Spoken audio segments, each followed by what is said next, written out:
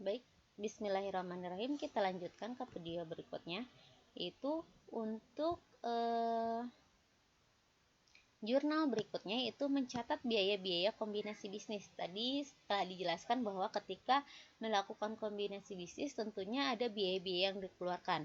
Pada kasus ini ada biaya kombinasi bisnis yaitu sebesar 40.000 ini untuk biaya konsultan dan profesional.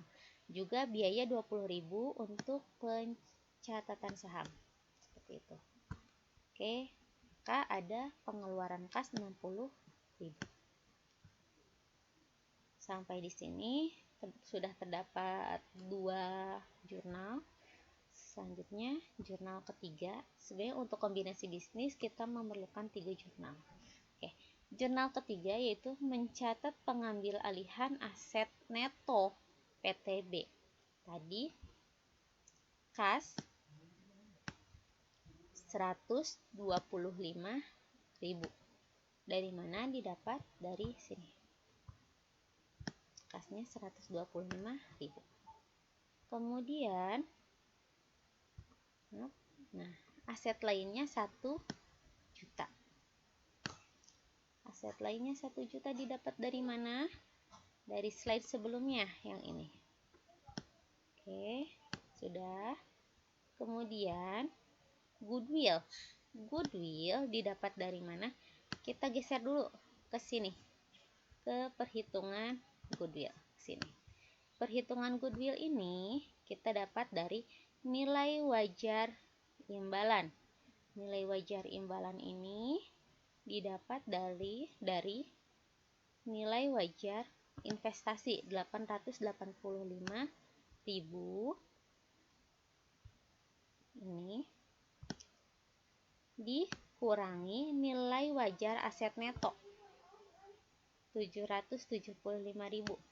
Nilai wajar aset neto didapat dari mana? Dari sini. Kita balik lagi ke slide sebelumnya.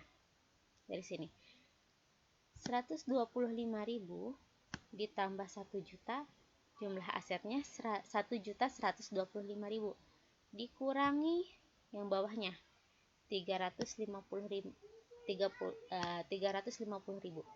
Jadi 1.125.000 dikurangi 350.000 adalah 775.000.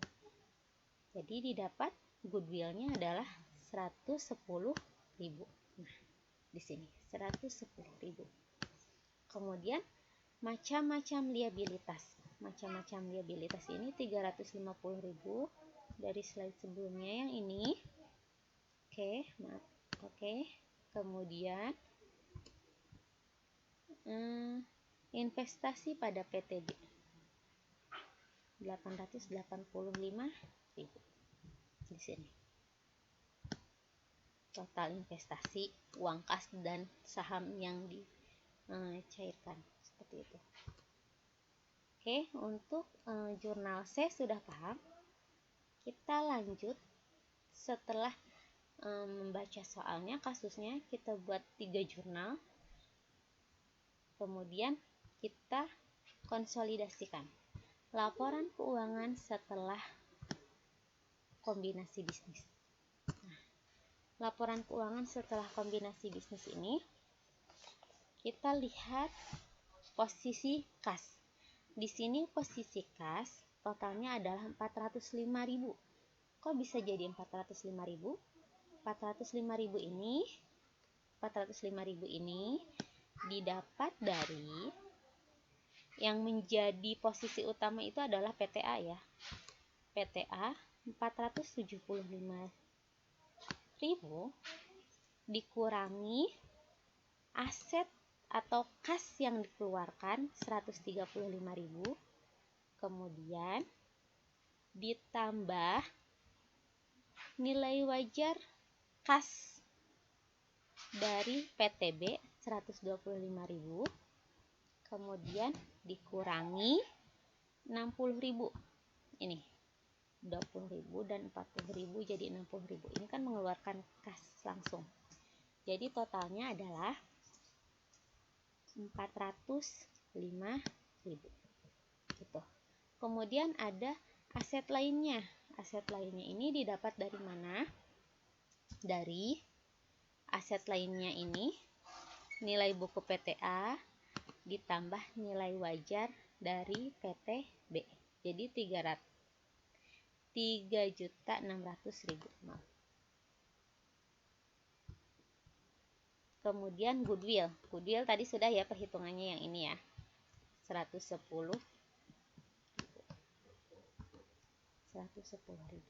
Oke. Paham sampai sini?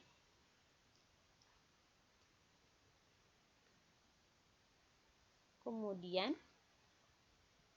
macam-macam liabilitas 850.000.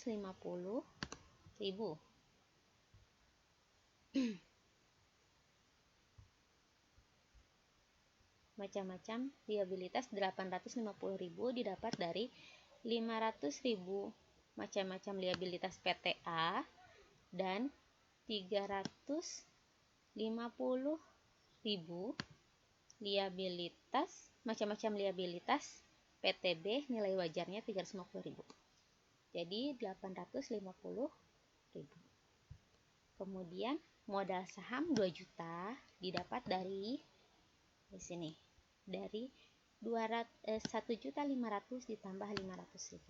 Totalnya 2 juta. Kemudian lanjut lagi, tambahan modal di setor 430.000. 430.000 didapat dari mana? Tambahan modal di store. Di sini untuk PTA 200.000. Oke.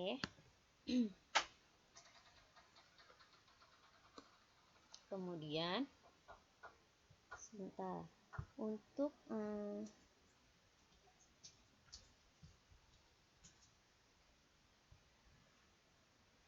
200.000 ditambah 250.000 dari tambahan modal di store ini, kemudian dikurangi 20.000 ini, jadi didapat 430.000. Kemudian saldo laba.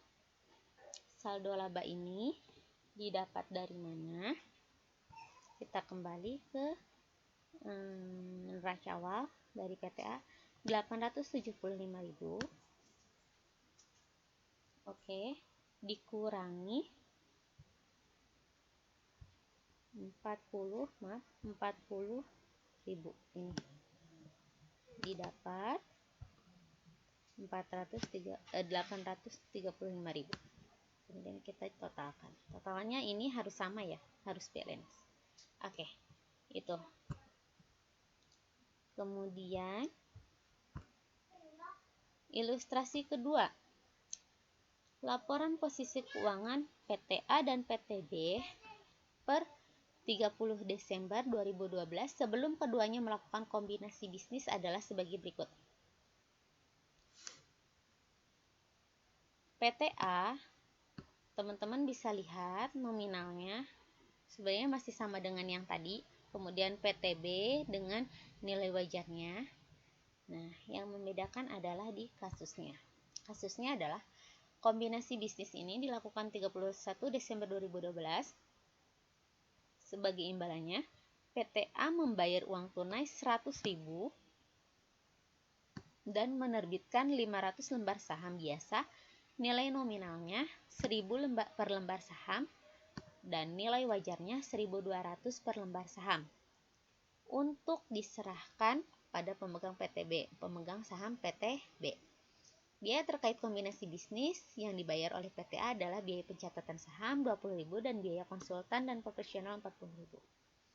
Nah, lalu bagaimana perhitungannya?